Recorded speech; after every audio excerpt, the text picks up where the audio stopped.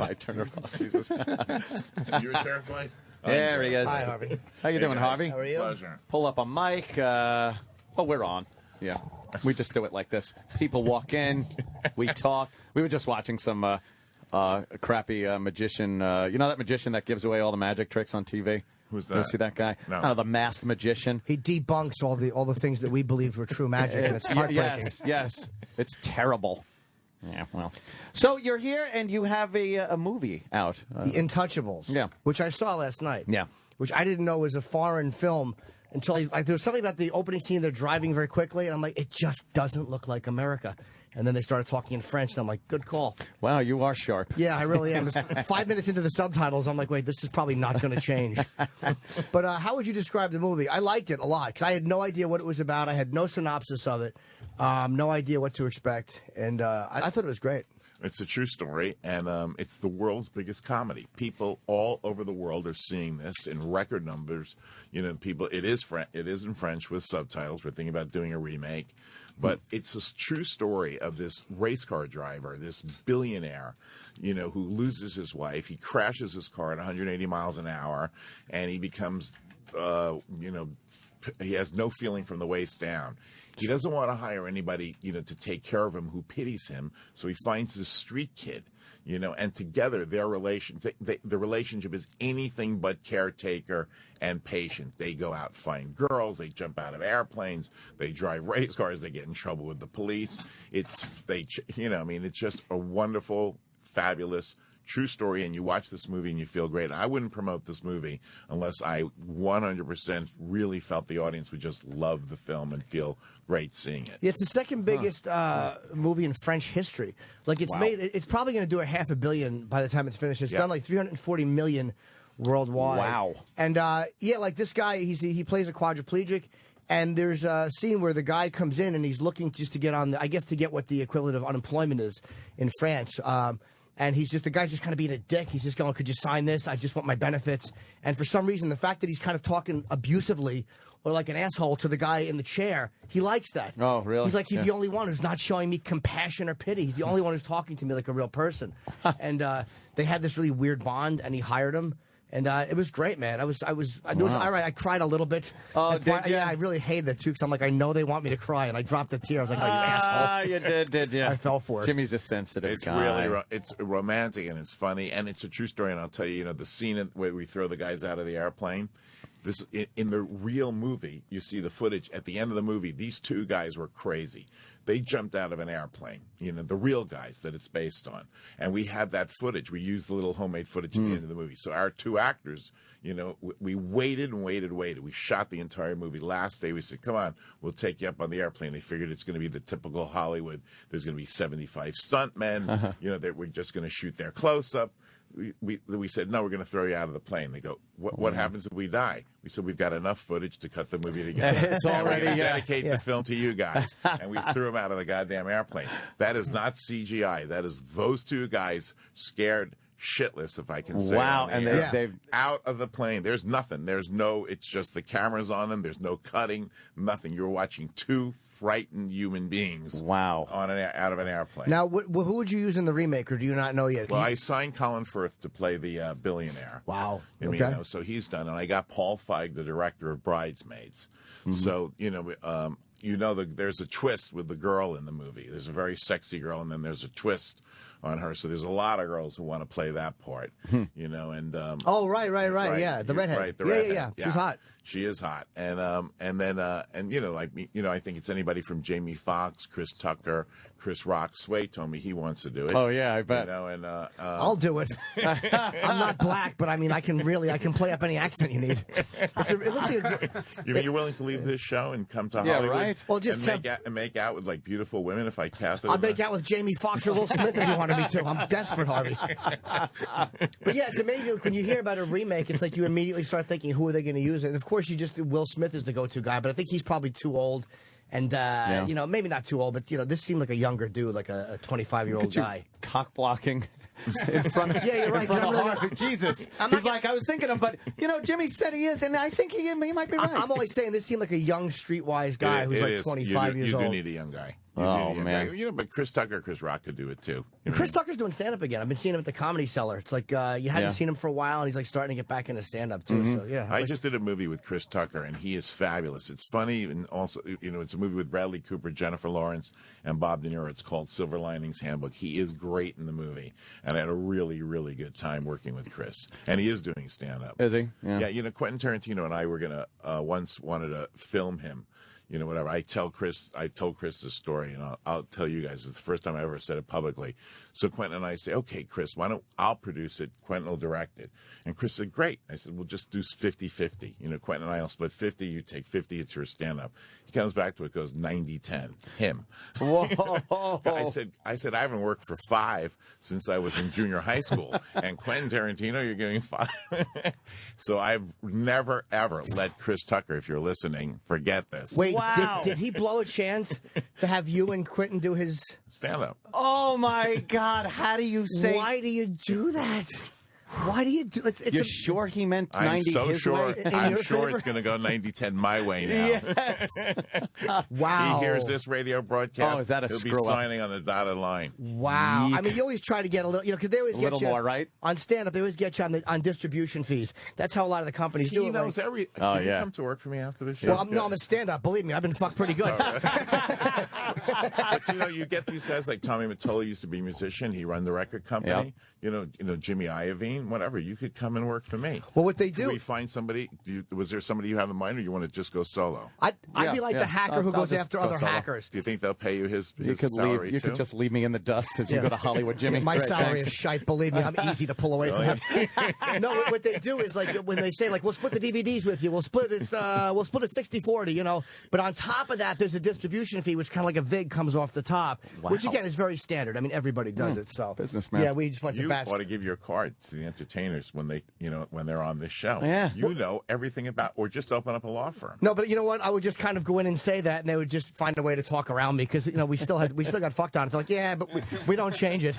Like we knew about it. They said we were the first. I'm the first comic to ever ask about it, and they're like, yeah, but we got to do it. We don't change Yeah, it. but we're gonna still fuck you. Yeah. Yeah, it's almost like when you're going to get electrocuted. You're like you're going to pull that switch, and I'm going to die. And they go, yeah, that's what's going to happen. And there's really not a whole lot you can say about it. Oh my God. You make people. They're not going to exactly. I think people are very, I guess, not very knowledgeable about what you do. What is it that you do in the movie industry? Well, I do a number of things. I guess the thing that I do most well known for is I'll find the book. Like this book we were talking about, Silver Linings. A woman who worked for me said, read this book. 5 years ago, 6 years ago, I read the book, loved it. We bought it. We hired David R. Russell, who we also co-produced The Fighter with, to write the script, direct the movie. We went after people. I was involved in the casting with Bradley and Jennifer, and of course Bob De Niro. You don't have to be involved, and you just pray and hope you get him. And Chris Tucker, and we put the project together, and we hire all the people. We get the financing. We produce the movie. And it's an art, producing the movie, but it's just because, it's tied into money and financing. It does seem very business. And you see 27 names sometimes. I go, wow, produced by 27 people. You don't realize who actually does the work. The 26 other people are the guys who wrote the check. Oh, So, okay. Wow, there should be a distinction between the person that actually has to know the talent, know who's going to work in this movie well, and the guy that's just writing the check. They're starting to do that now. Are with the they? Producers Guild. They're doing a little mark thing. That does distinguish it. And then very often, like this, in the case of this, we read the script of The Untouchables. They were making it in France at the time, and we came in. We loved the script. We saw some footage, and we bought the movie for a bunch of territories. So in that case, we're acquiring movies and distributing movies. Have there been any that you, because you're known as a very ballsy guy, like you'll just go out and grab something and you make a lot of amazing, smart moves. Has there been anything that you like Chris Tucker will look back on that and go, God, that was really a bad move on my part? Like, is there anything? Especially when he hears it today. Yeah. It was not a bright move, and I don't really know him well, but that's the first thing I'm going to say if I ever see him again. Hi, Chris, what the fuck were you thinking? Is there anything that you passed on that you look back on and go, man, we probably should have taken that one? I missed the first 5 minutes of La Femme Nikita at a screening, the French movie that Luc Besson did. Right. And I'm 5 minutes late for a screening. It taught me a lesson for life. Always get there 5-10 minutes early. So I missed the first 5 minutes, and the movie made no sense to me. So they gave it to me on a silver platter, and I said, I don't get it. And then I realized the first 5 minutes is you see what she's screwed up. She's out of her mind. She goes in and robs this store because she's a street person dying for dope. And then they train her to become an assassin. So I missed the setup. And then it made no sense. I'm just watching this girl and she's training and I'm going, what's the big deal with this? Right. movie? That's like missing the first 5 or 10 minutes of a Columbo episode. Exactly. That's when the crime is done. And if you miss that, you might as well not watch it because then he's trying to solve stuff, and you're like, I don't even know what happened. Although the giveaway is whoever Columbo talks to in every other scene. Yes. That would be the guy that did it. I missed the first 5 minutes, but he's talking to Johnny Cash for There's some reason. no reason. I bet he shot his wife. Believe me, Martin Landau isn't here as an extra. So it's the biggest star Right. is the murderer. That he's talking to. Jesus, I never figured that out. God, I got it. Yeah. I should have called you on that one. Yeah, I'm a Columbo expert. It's kind of my thing. This comedy's not really panning out, so I do Columbo panels and people ask questions. Columbo panels. What was you were with Miramax and you left and started the Weinstein Company with your brother. What was it that finally made you go like, I want to go out and do something on my own? Was there something that was happening that you just weren't happy with? Well, Bob and I started Miramax. Miramax is named after my mom, Miriam, who's 86 years old. And if she's listening, if she's listening to this show, I'm going to have a long talk. Yeah, we'd be very shocked. Yeah, I mean, me too. and my dad, we lost him when early, but he was a great inspiration to us. We started the company, and then we made we were sold to Disney, then we made a partnership with Disney, and we just had some fights with corporate management. I'll tell you the truth, guys. We made Fahrenheit 9/11 with Michael Moore, and they hated it. They thought it was like, oh my God, they're going to dethrone President Bush, and we're going to get into all sorts of trouble as a company, the Walt Disney Company, and it just exacerbated. I also brought them Lord of the Rings, which is a project that I developed, all 3 scripts, and they wouldn't finance them, and they got pissed off. It only cost them and me $2.3 billion. That's it. Today, I could have owned Sirius. Instead, I'm a guest on Believe the me, we show. wish you did. Oh, we wish. No, Mel, they're kidding. John Malone, they're kidding. No. Greg Maffei, they're really kidding. Wow, he knows all of them. Oh, yeah. They're men I've never met before. Scott Greenstein, they're kidding. Scott, I know well. They are kidding. So wait, you brought Lord of the... Now, you don't have Lord of the Rings. Who actually did Lord of the Rings? Lord of the Rings ended up being produced by New Line. They had the guts, the balls, as you can say on this show, to take that project. We have a percentage of the gross, so we did extremely well. Wow. You know what I mean? But it was personal. Disney was so unhappy with the idea of it that they gave Bob and I a personal share. God, and how do you pass on Lord of the Rings? And not only that, we showed him 10 minutes of the technology. The guy who was running it at the time was a guy named Michael Eisner. We showed him 10 minutes of what it looked like with 10,000 extras, in all those scenes. Peter Jackson developed all that. We financed. We put $10 million into financing it. So between Fahrenheit 9/11 and Lord of the Rings, and then we were going to try to do this channel, like a Miramax channel. Scott Greenstein knows a lot about this because he used to work with us. And so I think these 3 things exacerbated, and we just said it's time to go. And I think they thought it was time for us to go too. You guys were synonymous with. They weren't Miramax. sad. When we walked out the door, there wasn't like tears and. Did they at least pretend to try to keep you, or they were like the minute you said you wanted to? No. They made us. They made us a very serious offer to stay. They did make us a very serious offer to stay, but it didn't have the same freedoms that we'd enjoyed previously. Anyhow, it all turned out for the best. But you like the idea that you can just go out and kind of grab whatever you want to grab. Like, this is a movie that maybe because it's made 340 million, people would go, all right, let's do something with it. But before that, a lot of people might not see this concept and go, hey, yeah, that'd be a I great bought comedy. it. It hadn't been released. I read it on a script. I saw footage. The movie had never been in a theater. So it's the same thing like with The Artist last year. I sat I sat and watched a black and white movie. People in my own company thought I was a lunatic. To do that, they said, "Oh, we produced The King's Speech, so it won the Oscar the year before," and they thought with The Artist it was like hubris. Oh my God! Now they think they just did a movie with stuttering that grossed $400 million. Now they're going to do a black and white silent movie. You know what I mean? And stuttering is was the action scene compared to having nothing in The Artist, and people told us are crazy. So right now the movie's up to $160 million worldwide for a black and The Artist, and won the Oscar and 4 other Oscars. One of my favorite things about The Artist was the fact that Malcolm McDowell did a cameo. They got Malcolm McDowell just to do a weird little cameo sitting there, kind of like he was waiting to do something, and he talked to, I forget what her name, Oh, Pepe. Berenice Bejo. Oh, what was it, Pepe in the film? And that was all Malcolm McDowell was in. Yeah. I'm like, what a great thing to get Malcolm. But you know, when you work with the director, the guy's name is Michel Hazanavicius, and I'd seen his 2 other movies. He is a genius. You know, he's like a Billy Wilder. He's a throwback to the great directors like Ernst Lubitsch, Billy Wilder. I mean, once upon a time, you used to watch these comedies, and they made sense from beginning, middle, and end, and they were smart and emotional. That's what The Untouchables is a throwback to. You know, I mean, just, you know, it's really smart storytelling. And that's why it's grossed so much money. Even, you know, you see these big special effects movies. 5 minutes in, you're going, Jesus Christ, I've seen that before. Right. Yeah. 10 minutes in, you're saying, I'm so bored.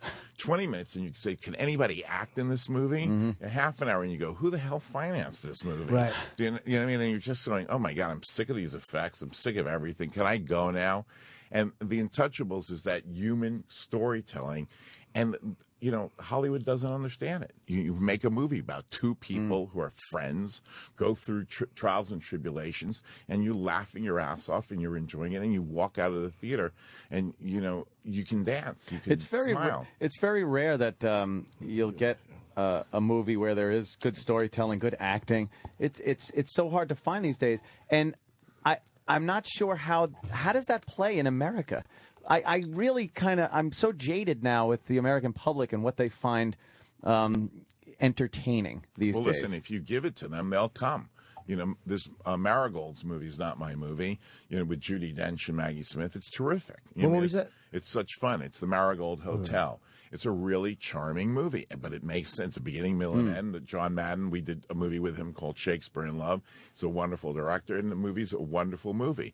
I think, you know, we market and bombard these big movies because we're looking for a common denominator. And I think, you know, when you know, these small movies can work, and these small movies can become big movies. Look at The King's Speech. $400 million. It cost $15 million to make the movie. Yeah. Worldwide gross. Look at this, The Untouchables. $15 million movie, $350 million so far. It's what he said. Going to gross $500 million, this movie, and it's doing great in America. Yeah. What I liked about it too was it wasn't schmaltzy interaction. Like, that's what was surprising to me, was like, usually he really was fucking with the guy who was quadriplegic, and it was an interaction. Like, that's how somebody who really likes you treats you. And it was an oddly non-schmaltzy interaction, which I liked. The second I saw what it was, I'm like, okay, I kind of know where this is going to go, but I didn't. It was much harsher dialogue and much harsher interaction that I was like, fuck, I'm so happy he said that. And there was really some great moments in it. And the guy's feeding the guy, and, you know, the girl walks in the room and she's got a great butt, you know, whatever. He pushes the guy aside, gets food all over the guy. Doesn't give a shit. Whatever. He just loves that butt and loves that girl. And that's what happened. These 2 guys are like that. I met the one.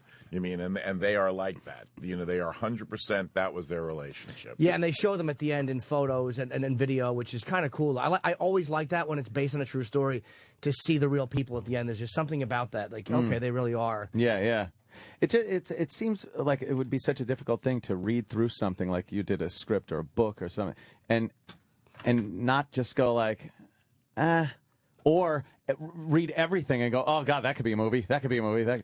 Well, how do you pick and choose? I think instinctively you know. You just know at this it's point, good. yeah. At this point, you know, and, you know, it's just it's almost like reading a book. You say, is that a good book or a bad book? How many books have we all read? You have to look at it in a different way, though. Can it work in a visual medium like that, which has to just boggle the mind, though, sometimes. Do you still, and you obviously you have a lot of experience, do you still kind of mull it over and go like, yeah, it's good, but...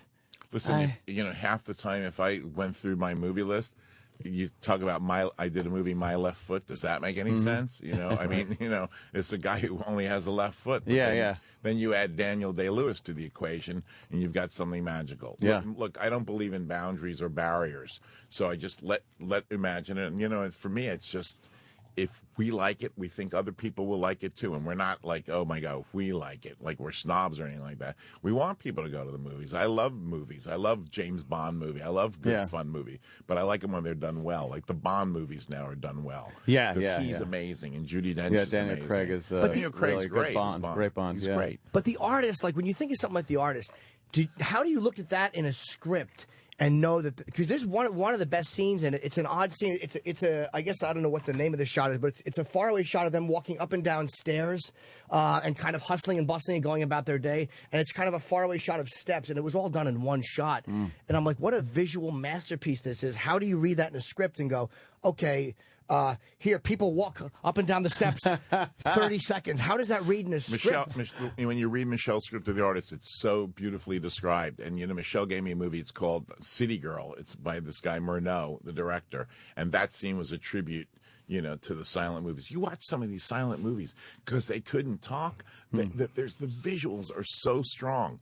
So amazing. Anybody who doesn't, it just on an accessible level, go watch Charlie Chaplin's City Lights. Here, I'll put it to your audience in a way that they'll understand it. I guarantee that if a guy takes a girl and you get that DVD of Charlie Chaplin's City Lights, you're going to score at the end of the night. 100%. This movie there's 100% guarantee. I've tried the same thing, but with the kid, it didn't work. Wrong movie. At the Comedy Cellar, they show Chaplin's that works for Sandusky. That doesn't work for you. Exactly. A little horseplay. There was a horseplay. Naughty Jerry. Oh boy. There's at the Comedy Cellar upstairs at the Olive Tree Restaurant above the Comedy Club. They show Chaplin films on a loop, and it's amazing that people. While you're eating, you always see people looking up and getting glued into but these they movies. watch 2 seconds of it. Watch City Lights from beginning to end. Whatever. It is so funny, so romantic, and it comes with a guarantee. Man, well, you realize how much, too. Statement. You realize how much is wasted. And if the girl isn't interested at the end of it, she's not worth it. Get rid of her. She's not worth it. Get rid of her. If she doesn't like that movie, Quentin Tarantino always said to me, the first thing he does is he shows the girl Rio Bravo, the John Wayne movie, and he says, if they can't watch Rio Bravo, it's over. He said, wow, there's that's no really point. Pigeonholing. But look at Rio Bravo. You think it's just the John Wayne Western? Angie Dickinson is so sexy in that movie. That's a Howard Hawks movie. The guy who did His Girl Friday. The dialogue. You watch the dialogue again in that movie. Everything she says is the hottest come-ons ever in that movie. That's why Rio Bravo's been enduring. That's the beauty of Not because of the gunfight. Yeah. If you're Tarantino, you can do that. You can go, all right, look, I'll bang you, but you have to like this movie. I take what I can get. I watch what she wants to watch. That's the mistake. You're watching Mistake. Bridges of Madison County. Whatever she wants to watch. I want Golden Pond. Look, I have a heart on. Now I know why Nicholas Sparks has a career. Yeah, but didn't Howard Hughes used to do that too? Wouldn't he kind of like get girls and have them watch certain movies and just kind of make them? Well, mostly he would make them watch I Made the Aviator with Marty Scorsese. So he did a lot of research on Howard Hughes. What Howard Hughes would do is he'd make him watch that movie. That movie was called Hell's Angels. Oh, right. He made his incredible epic of with airplanes because he was a great aviator. So over and over and over again, he'd take these girls and they have to watch that movie. That's odd. And wouldn't he buy up their contracts? Like he was, I guess, because he was OCD and he hoarded stuff. I heard he would buy up their contracts and just kind of keep them on hold. He had 26 girls under contract on any given day, and he used to put them all over Beverly Hills.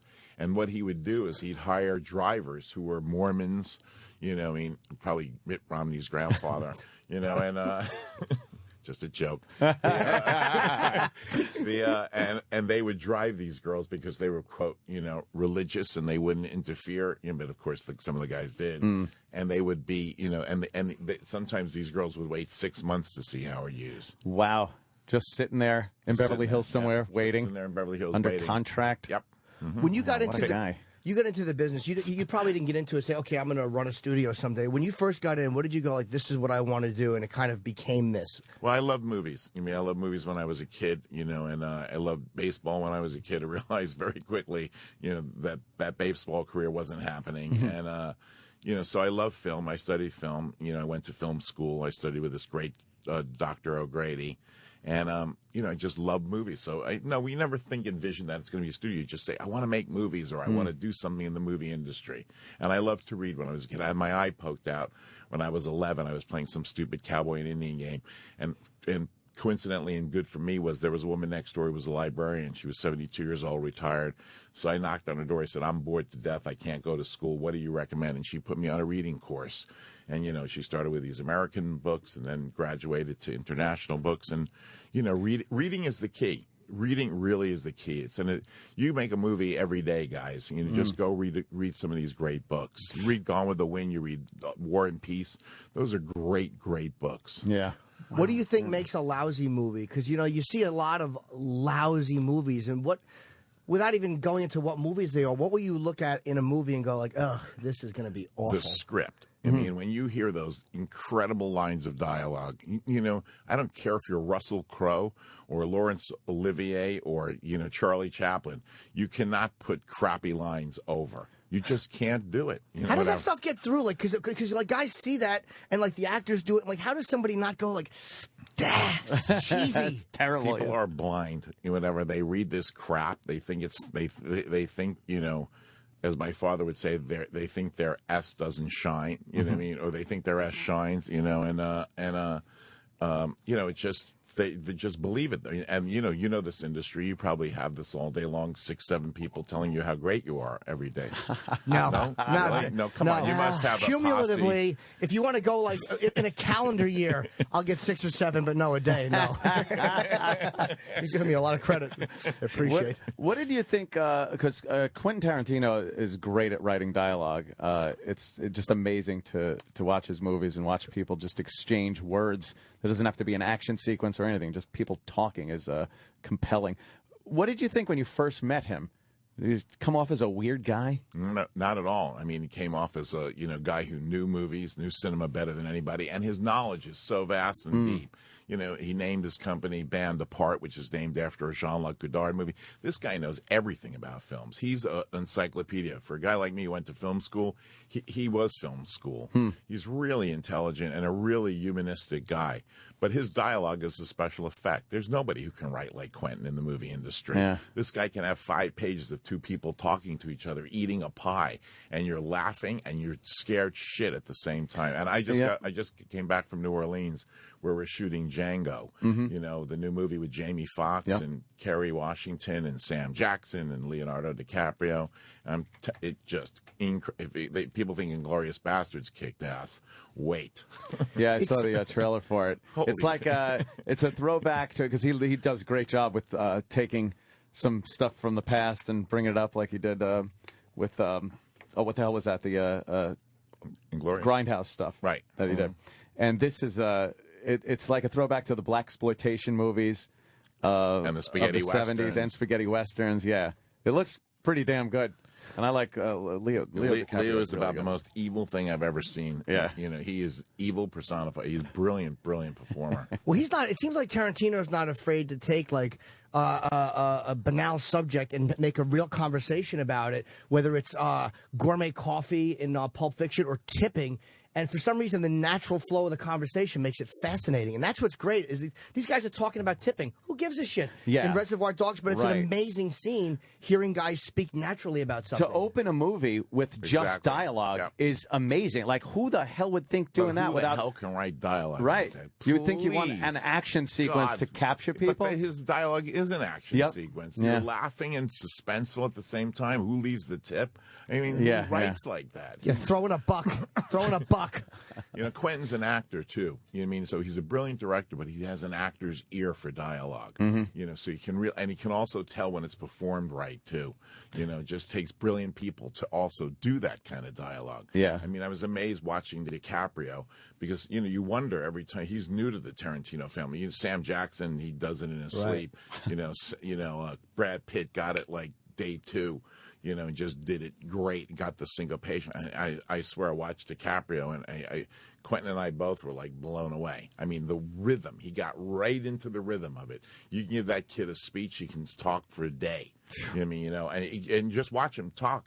Whenever you go, and don't worry, we kill plenty of people in this movie. Sex up the wazoo. You know, we didn't forget where we came from. And in Inglourious Bastards, is it Christoph Waltz? Yeah, Christoph. Oh my God, he's in Django. Yeah, too. he's in Django. Yeah. To play a funny, Nazi. There was a charm to him, an odd charm in him being a psychopath.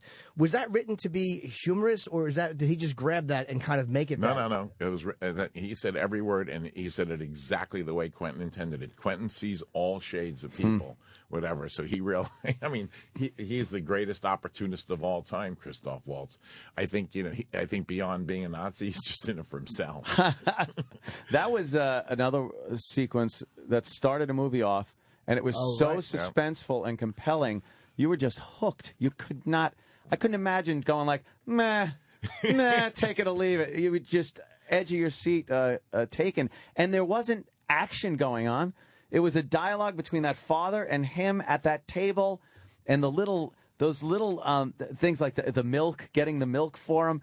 Just frightening. And then later on, Christoph Waltz has a scene with the girl when she's all grown up. Yeah. And he's eating a pie, and he turns to the waiter and says, "Can I have some milk?" Yeah. And the milk comes to the table, and then you're reminded of the milk at the beginning of the scene. I mean, who does that in a movie? Fantastic. He's not afraid to let things just kind of sink in. He's not afraid to let things breathe a little bit. I hate to say that, but it's what makes his movies great. He's synonymous with Miramax. Like, that was a whole and now in the Weinstein 90s. company. He's a very loyal guy. Yep, apparently he really so. Is incredible. We've done every movie together. Gotta since have. the beginning of it. Good gotta have in the stable.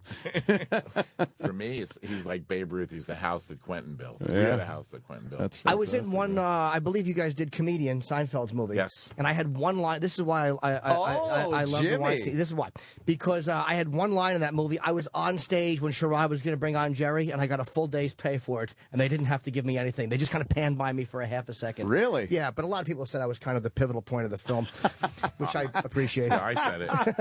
And Seinfeld, in his true moments, said it too. When he wasn't thinking it was him, he thought it was you.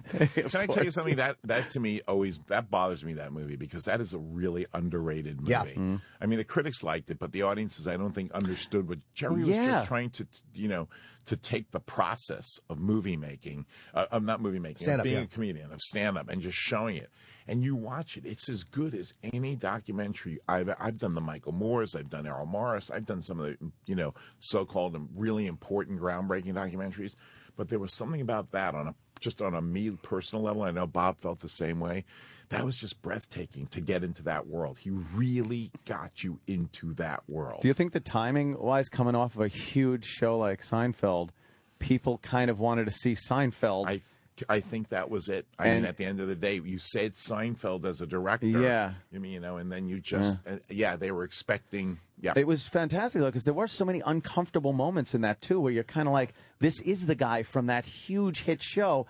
And it's like he's starting all over again. Had Marty Scorsese made Comedian, I think the audience would have gone. And you know what? I'm not saying it because I think Jerry did an amazing job. Just if you would have, I think your theory is right. Substitute Scorsese's name for Seinfeld, and then they look at the movie a different way, then everybody wants to see it. Yeah. It was interesting at Governor's, too. Like, this is just so typical New York. He's at Governor's, and they're talking.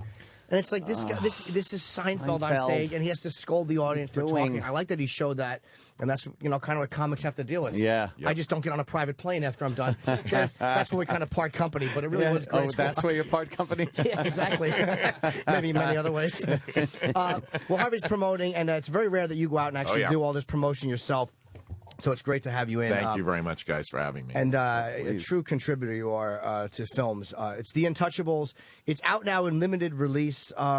I don't know where people can find out where it's playing. New York. You're playing, New York, Chicago, Paris, New York, Chicago. It's playing about 50 cities in the country, and it's going to expand even further in July. Is it? We're heard in Canada as well. It's playing in Canada as well too. It's doing great up there. It's a great movie. It is not it's not a schmaltzy interaction, and it's based on a true story of a quadriplegic who is taken care of by this inner city guy who is not a guy who would be likely to take care of him, which is kind of why they made the movie, because who would give a shit if it was just a guy they hired who was nice to him? Now my brother always says, when you hear, like, it's about a quadriplegic, my brother says, I'm definitely not going. I'm telling you, here, let me do that part. Definitely. Did I not sell it right? Let me do that part. This movie is probably, and I think if you watch it in a theater, it's probably the most uplifting movie. You walk in, forget quadriplegic, any of that stuff. It's just the relationship between two guys from opposite sides of the track, and it's so much fun, and is really an amazing. I mean, you just, like you said, if it can make him cry, just imagine what it does to the rest of the country. Yes. Okay, so my comparison was not going to be good. I was going to say it's like Lethal Weapon meets Whose Life Is It Anyway? Much better. But I'm not. Much better. Much better. I love that it's like meets. Yeah, oh boy. But it really is great, and it's easy to promote a movie that I genuinely liked. And Harvey's track record is pretty good. Tremendous. Pretty good. Yeah. I'll stake my reputation on this movie again. And right? you need to Good. do another documentary about comedians. I'm just saying. Oh. I'm not pitching myself. Maybe a comedian who's kind of out of shape, who likes transgendered friends. Whatever. I'd be happy to audition for that. But I guess we're done for the day. Yeah, let's let me take off, promote sure. one thing. This Friday, I'm at the Melrose Improv doing one show at 8 o'clock. So if you're out in L.A., come see me Go there. see Jimmy. And The Untouchables is out now. Limited release. Harvey Weinstein, thank you Thank so you, guys. much, man. What a Great pleasure. to meet you. Thank you, guys. Thanks. We're done.